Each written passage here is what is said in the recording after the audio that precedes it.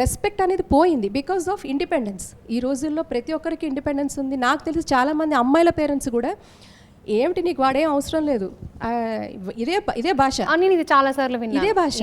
So అంటే ఎవరు అవసరం లేదు, ఎవరు అవసరం లేదు. అలా కాదు, నీ కాళ్ళ మీద నువ్వు నిలబడలేదా, నీకేం అవసరం ఏంటి అని మాట్లాడుతారు. ఏంటి కాళ్ళ మీద నిలబడ్డం ఉన్నప్పటికీ కూడా ఒక ఇమోషనల్ స్టేట్ ఆఫ్ మైండ్ అనేది ప్రతి ఒక్కళ్ళకి కూడా, ఈ రోజు మనం 20లో ఉన్నాం, 30లో ఉన్నాం, అప్పుడు బాగానే ఉంటుంది.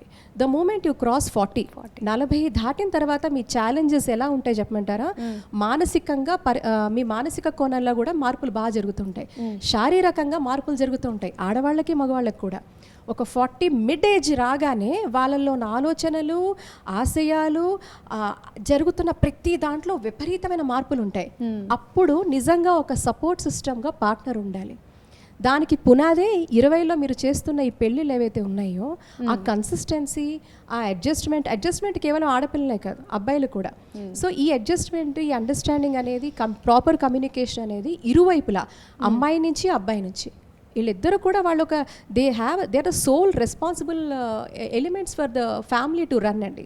సపోర్ట్ సిస్టమ్గా ఆడవాళ్లే ఉండాలంటే కుదరదు, మగవాడే ఉండాలంటే కుదరదు. మీరిద్దరూ ఒకళ్ళొకళ్ళు కాంప్లిమెంట్ చేసుకుంటూ సపోర్ట్ సిస్టమ్గా లేకపోతే రేపొద్దున, ఇప్పుడు బాగానే ఉంటుంది, ఇప్పుడు ఈ రోజు మీ అమ్మ నాన్న ఎవరైతే మిమ్మల్ని కరెక్ట్ అని మిమ్మల్ని వెనకేసుకొస్తున్నారో వాళ్ళు ఒక సమయం తర్వాత డిమినిషింగ్ దీంట్లోకి వెళ్ళిపోతుంది, వాళ్ళ పాత్ర ఏమి ఉండదు.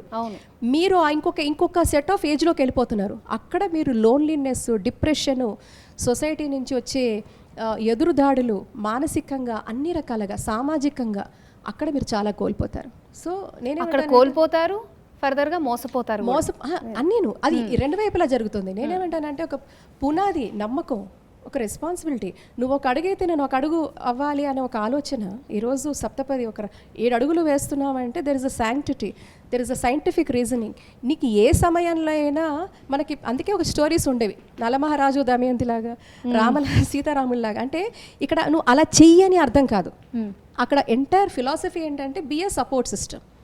When you are a support system, మీరే సపోర్ట్ సిస్టమ్గా ఉంటే ఆ మనిషి కాన్ఫిడెన్స్ చాలా పెరుగుతుంది, డిప్రెషన్లోకి లోన్ అవ్వడు. ఒక మనిషి సక్సెస్ అవ్వడానికి, ముందుకు వెళ్ళడానికి కూడా లైఫ్ పార్ట్నర్ భాగస్వామ్యం అనేది చాలా కీలకం. అది వైఫ్ కావచ్చు, భర్త కావచ్చు. సో ఈ ప్రాసెస్ జరిగినప్పుడు ఎక్కడ కూడా అనర్థాలు జరగవండి.